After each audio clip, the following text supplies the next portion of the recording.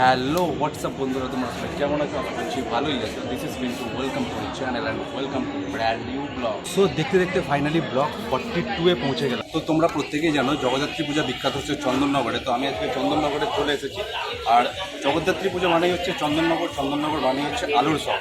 আলুর শহর এই কারণে বলা হয়ে থাকে কারণ জগদ্ধাত্রী পূজা মানে একটা ফেস্টিভ্যাল, যেই সময়টায় চন্দননগরে মাতৃ প্রতিমা এবং পূজা মণ্ডপে তো আলোকসজ্জা হয়, এবং সেটা ছাড়াও তার বাইরে এমনকি চন্দননগর সারা শহর রয়েছে, যে বাড়ি পাড়া প্রতিবেশী সমস্ত কিছুই এত সুন্দর আলোর সাজে সুসজ্জিত হয়ে ওঠে। পুরো চন্দননগর শহরটা যেন এই ফেস্টিভ্যালটায় পুরো একটা আলোর চাদরে যেন মুড়ে থাকে। তো সেই কারণে চন্দননগরকে আলোর শহর বলা হয়ে থাকে। এটা তো গেল থিওরি, এইবার প্র্যাকটিক্যালটা তোমাদের দেখাচ্ছি, একবার দেখে নাও।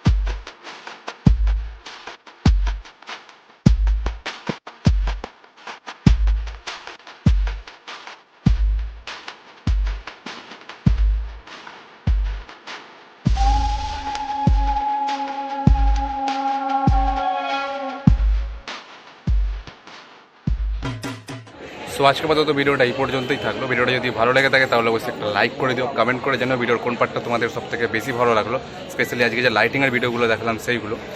ভিডিওটাকে অবশ্যই শেয়ার করে দিও, আর চ্যানেলটা সাবস্ক্রাইব করতে ভুলো না যদি নতুন হয়ে থাকো। সাবস্ক্রাইবের পাশে যে বেল আইকনটা আছে সেটাও প্রেস করে দিও, যাতে ইন ফিউচার যখনই আমি এরকম কোনো ভিডিও আপলোড করব যাতে সবার আগে তোমার কাছে, হ্যাঁ তোমার কাছে নোটিফিকেশানটা পৌঁছে যায়।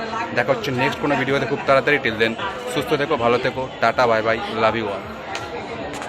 যাত্রীহীন এই রাত্রিগুলোর বন্ধু হবে কে?